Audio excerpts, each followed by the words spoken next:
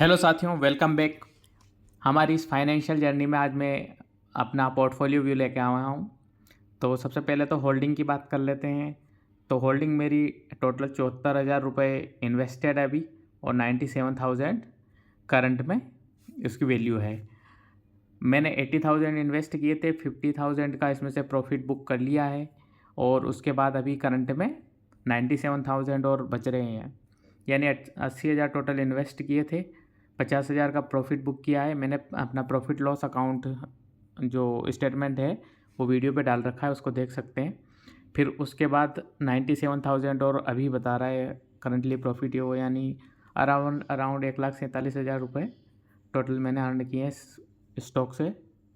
इसके अलावा मेरा पोर्टफोलियो है, कौन कौन से स्टॉक हैं वो तो कुछ आप देख सकते हो। इस तरीके से रेल विकास निगम देख लीजिए। रेल विकास निगम 1400% है, पीएनबी 300% है, शिपिंग कॉरपोरेशन में 280%, यूनियन बैंक में 250%, general insurance 250%, Repco home finance 224%। इस तरीके से रेट के हिसाब से देखेंगे तो ये है। 110 में जियो फाइनेंशियल सर्विस खरीदी थी, 352 अभी चल रही है। गुजरात इंडस्ट्रीज़ कॉरपोरेशन 258 में ख़रीदा था, 758 पे चल रहा है। तो इस तरीके से खूब सारे, इतने सारे मेरे पास स्टॉक्स हैं, क्योंकि मैं वैसे ही हमेशा कहता हूँ कि मैं फंडामेंटल्स देख के कंपनी में इन्वेस्ट करता हूँ, और 100 रुपये की एक ही कंपनी में इन्वेस्ट करने के बजाय 10-10 रुपये की 10 फंडामेंटली स्ट्रॉन्ग कंपनी में इन्वेस्ट करने की कोशिश करता हूँ। इसीलिए मेरा पोर्टफोलियो इतना बड़ा है अभी। और देख लो, पैसे के हिसाब से देखोगे तो 31 रुपये का शेयर 491 पे जा चुका है। पीएनबी का 30 रुपये का ख़रीदा था, 122 पे भी चल रहा है। शिपिंग कॉरपोरेशन 70 में ख़रीदी था, अभी 268 पे चल रहा है। सारे स्टॉक तो मैं एक वीडियो में बता नहीं पाऊँगा, इसलिए कुछ एक दिखा देता हूँ।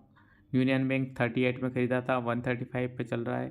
जनरल इंश्योरेंस 115 में ख़रीदा था, 402 पे चल रहा है। रेपको होम फाइनेंस 175 में ख़रीदा था, अभी 568 पे चल रहा है।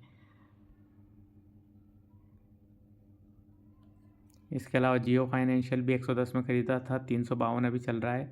गुजरात इंडस्ट्रीज़ पावर कॉरपोरेशन 258 में ख़रीदा था, 758 पे चल रहा है। सेंट्रल बैंक ऑफ इंडिया 46 में ख़रीदा था, 124 पे अभी करंटली चल रहा है। और इसके अलावा देखेंगे तो बैंक ऑफ बड़ौदा भी 104 में मैंने ख़रीदा था, अभी 273 पे चल रहा है। पीटीसी 83 में मैंने ख़रीदा था, 217 पे चल रहा है। सभी स्टॉक को एज एन एवरेज 1 साल हुआ है, किसी को 1.5 साल हो गया, तो किसी को 6 महीने ही हुए हैं। इस तरीके से टाइम हुआ है इनको। गेल इंडिया 87 में मैंने ख़रीदा था, अभी 222 पे चल रहा है। तो खूब सारे स्टॉक हैं। IOCL 134 में ख़रीदा था, 352 पे है। नालको इंडिया 82 में ख़रीदा था, 199 पे है। हिंदुस्तान जिंक 289 में ख़रीदा था, 693 पे चल रहा है। ये मार्केट प्राइस है। इसके अलावा ये IOCL, नालको जैसी कंपनियां, हिंदुस्तान जिंक जैसी कंपनियों ने खूब सारा डिविडेंड भी दिया है, स्टॉक स्प्लिट भी हुआ है, और स्टॉक बोनस भी मिला है। वो सारी डिटेल में अदर वीडियो में शेयर करूँगा। खूब सारे मेरे को स्टॉक स्प्लिट और बोनस शेयर मिले हैं, तो बोनस शेयर वाला मैं एक अलग से वीडियो बना दूंगा। जैसे कि यहीं देख लो आप, जियो फाइनेंशियल वाला जो है, मेरे को बोनस मिला था जब आया था, क्योंकि मैंने रिलायंस इंडस्ट्रीज़ खरीद रखी थी, तो जियो फाइनेंशियल वाला मेरे को एज ए बोनस शेयर मिला था। 3 शेयर मिले थे, मैंने 2 शेयर बेच दिए थे, अभी 1 शेयर और पड़ा हुआ है। इसके अलावा म्यूचुअल फंड की बात करेंगे तो म्यूचुअल फंड में भी देख लीजिए, ये भी 1.5 साल का ही रिटर्न है। 5,21,000 टोटल इन्वेस्ट किए थे, और 7,72,000 अभी है, यानी 2 साल में 2,50,000 रुपये का रिटर्न है। फिर मैं कहता हूँ कि जो आप इंट्राडे करते हो या ट्रेडिंग करते हो, उससे इतना बड़ा प्रॉफिट बन पाना मुश्किल है लॉन्ग टर्म में, क्योंकि आप 1 महीने, 2 महीने, 4 महीने कमा लोगे, फिर एक बार में इतना लॉस हो जाएगा। बाकी जो जिनको ट्रेडिंग करनी है वो करेंगे, कुछ भी बोल दो। जिनको लॉन्ग टर्म इन्वेस्टमेंट करना है वो लॉन्ग टर्म में ही करेंगे। 48% का रिटर्न टोटल बता रहा है, तो इससे ज़्यादा और क्या चाहिए। कौन कौन सी म्यूचुअल फंड मेरे स्टॉक में वो देखना है, तो निपॉन इंडिया देख लीजिए, 64,000 मैंने इन्वेस्ट किए थे, अभी 1,19,000 चल रहा है। 72,000 मैंने SBI स्मॉल कैप में इन्वेस्ट किए थे, ये भी 1,03,000 हो चुके हैं। और कोटक ELSS में भी 62,000 इन्वेस्ट किए थे, अभी 97,000 अराउंड 1,00,000 हो चुके हैं। बाकी अदर म्यूचुअल फंड भी है मेरे पास, मिराई एसेट है, कोटक स्मॉल कैप है, Canara Robeco axis small cap, quant ELSS, Kotak emerging equity. तो यहाँ भी मैंने 1 या 2 म्यूचुअल फंड के बजाय मैंने ज़्यादा म्यूचुअल फंड को प्रेफर किया है। रीज़न क्या है, मेरे साथ एक बार हुआ भी था, नाम में कुछ अपडेट करवाना था, तो सारे म्यूचुअल फंड का प्रोसीजर अलग अलग है। कहीं पे आपको जो है एफिडेविट देना पड़ेगा, कहीं पे केवल एप्लीकेशन से काम चल जाएगा, और कहीं पे आपको कोर्ट से नोटरी करवा के लानी पड़ेगी। तो अलग अलग म्यूचुअल फंड है, उनके अलग अलग प्रोसेस है, और सारा फंड आपने एक ही में इन्वेस्ट किया और मान लो कोई नाम में मिस्टेक आ रही है, आपको नोटरी वगैरह करवानी पड़ेगी, वो करना पड़ेगा, तो इमरजेंसी में कोई फंड काम नहीं ले पाएंगे। इसलिए मैं हमेशा कहता हूँ कि एक नहीं, कम से कम 5-6 म्यूचुअल फंड में आपका इन्वेस्टमेंट होना चाहिए। एक तो रिटर्न भी डाइवर्सिफाइड हो जाएगा, और दूसरी चीज़ इमरजेंसी में अगर पैसे निकालने हैं तो एक में कोई प्रॉब्लम आ गई तो दूसरे में से निकल जाएगा, दूसरे में प्रॉब्लम है तीसरे में से निकल जाएगा। तो इसलिए भी ये ज़रूरी है। तो मेरा पॉइंट ऑफ व्यू मैंने रख दिया है। इसके अलावा और इन्वेस्टमेंट कहाँ पे है, इसके अलावा और इन्वेस्टमेंट है, NPS में इन्वेस्टमेंट है मेरा 7,34,000 रुपये। तो 7,34,000 ये भी इन्वेस्टमेंट है। टोटल अभी देखेंगे 16 लाख से ऊपर हो चुके हैं।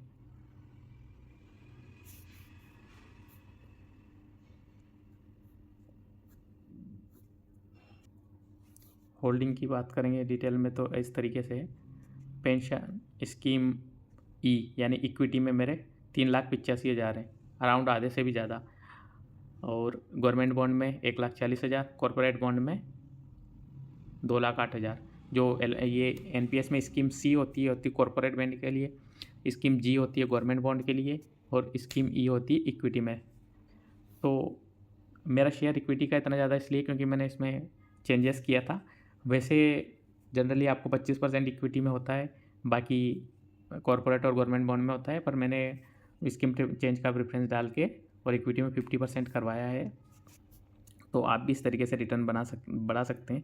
NPS का भी रिटर्न मेरा अभी 13% हो रहा है अराउंड।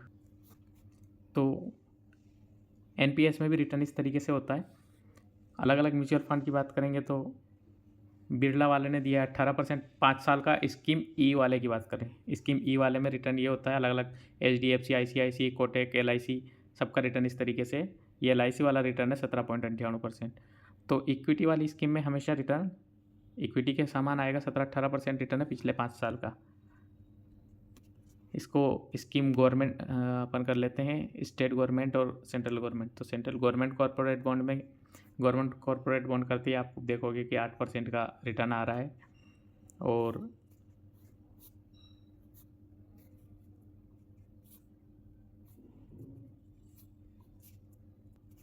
स्कीम जी में देखेंगे तो स्कीम जी में देख लीजिए आप रिटर्न, यानी गवर्नमेंट बॉन्ड वाली स्कीम में रिटर्न 7%, 7.5% ये रिटर्न है गवर्नमेंट बॉन्ड में। तो क्यों मैं इक्विटी में मैंने अपना शेयर बढ़ाया है आप जान सकते हैं, क्योंकि तीनों का जो काउंट होगा और एवरेज जो बनेगा वो आपका टोटल रिटर्न होगा। इसमें भी LIC वाला जो डिफ़ॉल्ट होता है बाय डिफ़ॉल्ट उसका 7.12% है। और इक्विटी वाला देख लिया था हमने, आप देख लेते हैं कॉरपोरेट बॉन्ड वाला। कॉरपोरेट बॉन्ड वाले में भी वही 7.5, गवर्नमेंट से थोड़ा सा ऊपर है, 7.5 से 8 के बीच में रिटर्न है लगभग। LIC वाले का 7.45% रिटर्न है, इक्विटी में 18% है, गवर्नमेंट बॉन्ड में 7% है, और कॉरपोरेट बॉन्ड में 7.5% है। टोटल एवरेज 13 के आसपास बन जाता है। NPS के AUM की बात करेंगे तो AUM भी इस तरीके से है, पिछले 10 साल का केस लागू हुआ था, 10 साल का AUM देख लीजिए, इस तरीके से बढ़ता जा रहा है। NPS में भी खूब सारे लोगों का इन्वेस्टमेंट हो रहा है। गवर्नमेंट का तो ऑटोमेटिक होता है, पर जो प्राइवेट भी हैं वो भी खूब सारे लोग इन्वेस्ट कर रहे हैं।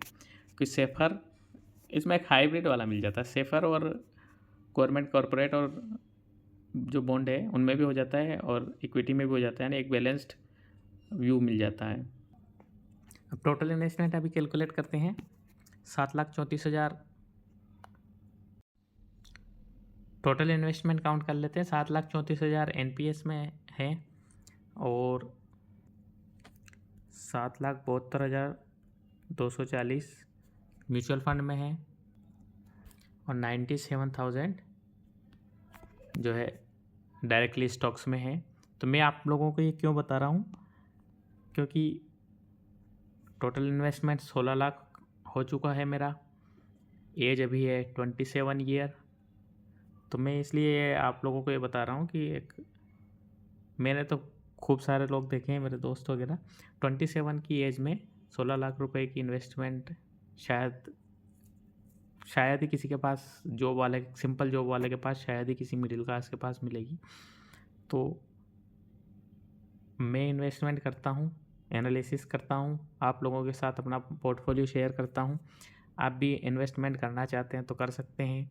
मेरा टारगेट यही है कि अभी 27 है, 2030 तक मेरे पास 1 करोड़ का पोर्टफोलियो होगा और उसका रिटर्न एवरी मंथ 1 लाख रुपए मेरे को मिल जाएंगे। 12% के रिटर्न के हिसाब से भी पर मंथ 1 लाख रुपए महीना मिल जाएगा और 1 लाख रुपए महीना मिलने के बाद मैं फाइनेंशियली फ्री भी हो जाऊंगा।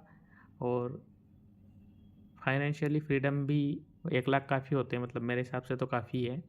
तो 32 साल की उम्र में मैं फाइनेंशियली फ्री हो जाऊंगा और मेरे पास इतना कॉर्पस हो जाएगा कि मैं रिमेनिंग पूरी लाइफ बैठे बैठे भी अपनी बिता सकता हूँ, या जो शौक़ है उस पर फोकस कर पाऊँगा।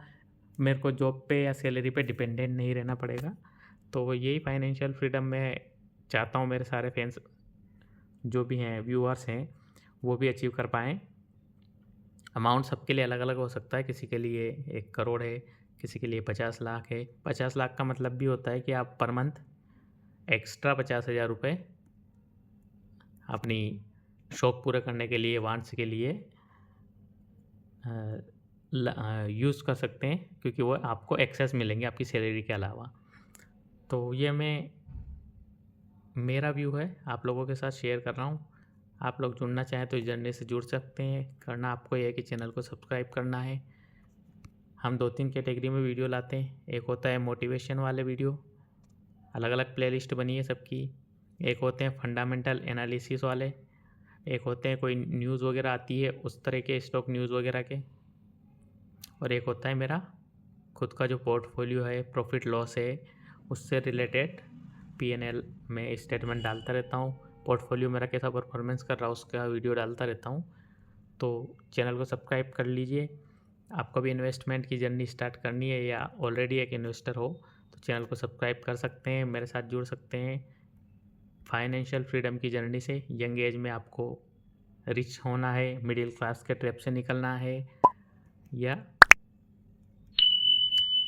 फाइनेंशियली फ्री होकर अपनी जो भी शौक़ है, गोल है, वो काम करना है, जो आपका ड्रीम है, तो आप इस जर्नी के साथ जुड़ सकते हैं। आज के लिए इतना ही, धन्यवाद। मिलते हैं नेक्स्ट वीडियो।